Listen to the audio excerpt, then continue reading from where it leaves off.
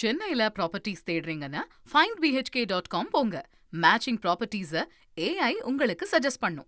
இந்த நிலையில் அரசாங்கம் அதோடைய பாலிசி டெசிஷன்ஸ் இன்னும் இந்த தேர்தல் அறிவிப்பு வந்ததுக்கு பிறகு தேர்தல் ஆணையத்துடைய மேற்பார்வைக்கு சென்றுவிடும். இந்த மாடல் கோட் ஆஃப் கான்டக்ட் அமலுக்கு வந்துவிடும். அரசு துறைகள் இதற்கு எப்படி அடாப்ட் ஆகிறாங்க, தேர்தல் ஆணையம் எப்படி என்னென்ன நடவடிக்கைகளை தமிழ்நாட்டுக்கு பூர்வாங்கமாக செஞ்சுருக்கிறாங்க, மேலும் விவரங்களோடு சாலமன் ஓற்றியோ.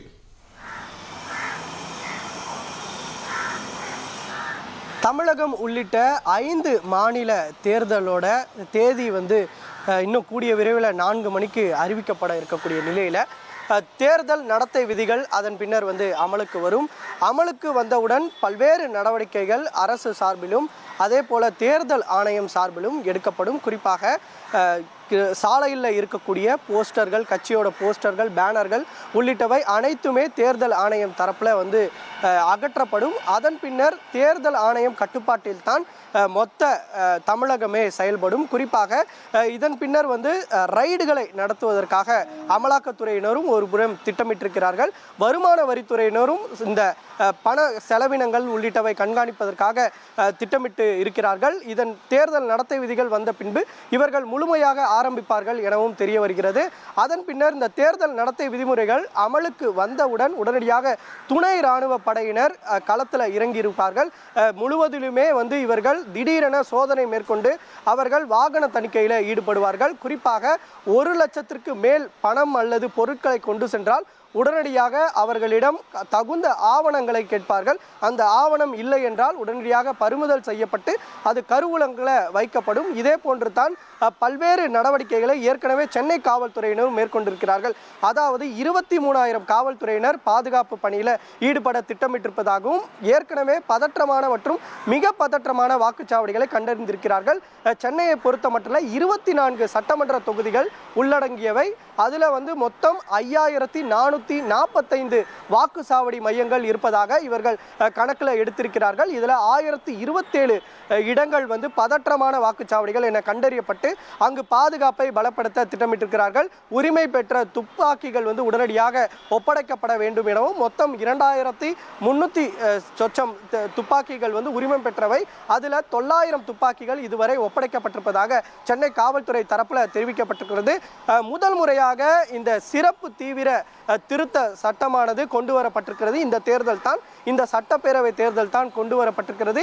ஏற்கனவே இறந்தவர்களோட பெயர், அது மட்டுமின்றி இல்லாதவர்களோட பெயர் நீக்கத்திற்காக இந்த சிறப்பு தீவிர திருத்த சட்டம் கொண்டு வரப்பட்டு இது நடைமுறையும் படுத்தப்பட்டது. குறிப்பாக கடந்த பிப்ரவரி மாதம் இந்த தீவிர திருத்த சட்டமோட எவ்வளவு வாக்காளர்கள் இருக்கின்றனர் என பட்டியலை வெளியிட்டிருந்தனர். அந்த பட்டியலில் இந்த சட்டத்திற்கு முன்னதாக 6.47 கோடியில் அவர் வாக்காளர்கள் தமிழகம் முழுவதும் இருந்தார்கள். அதன் பின்னர் 5.67 கோடி வாக்காளர்கள் மட்டுமே இருப்பதாக பட்டியலானது தெரிவிக்கப்பட்டிருக்கு. இருப்பினும் பெயர் சேர்க்கவர்கள், அது மட்டுமின்றி திருத்தங்கள் செய்ய வேண்டும் என்றால் அவர்களும் மீண்டும் பதிவு செய்யலாம் எனவும் இது வேட்புமனு தாக்கல் செய்யும் வரை இந்த செயலில் ஈடுபடலாம் எனவும் தேர்தல் ஆணையம் தரப்பில் தெரிவிக்கப்பட்டது. அதன் பின்னர் துணை பட்டியல் வெளியிடப்பட்ட பின்பே முழுமையான வாக்காளர்களோட பட்டியல் தெரிய வரும் என தேர்தல் ஆணையம் தரப்பில் தெரிவிக்கப்பட்டிருக்கிறது.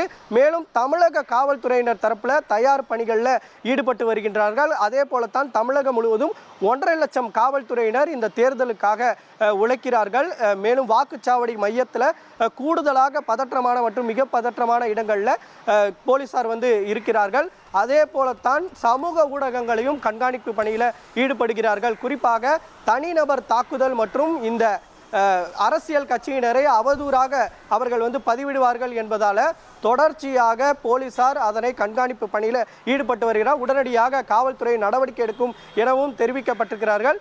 மேலும் இந்த தேர்தல் நடத்தை விதிமுறைகள் வந்தால் 140 இடங்களில் மட்டுமே சென்னையில் தெருமுனை பிரச்சாரங்கள் மற்றும் வாக்கு சேகரிப்பு இடங்களில் ஈடுபட வேண்டும் எனவும் மீறி ஈடுபட்டால் அவர்கள் மீது வழக்கு பதிவு செய்யப்படும் எனவும் தெரிவிக்கப்பட்டிருக்கிறது. 10 மணிக்கு மேலே இது போன்ற பிரச்சாரங்கள் மற்றும் இந்த தெருமுனை கூட்டங்கள் நடத்தினால் உடனடியாக அந்த கட்சியினர் மீது, ஒருங்கிணைப்பாளர் மீது தகுந்த நடவடிக்கை எடுக்கப்படும் எனவும் தமிழக காவல்துறையினர் தரப்பில் ஒரு தகவல் தெரிவிக்கப்பட்டிருக்கிறது.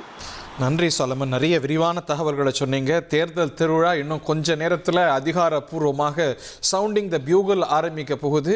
சென்னையில ப்ராப்பர்ட்டிஸ் தேடுறீங்கன்னா findbhk.com போங்க. மேட்சிங் ப்ராப்பர்ட்டிஸ AI உங்களுக்கு சஜஸ்ட் பண்ணும்.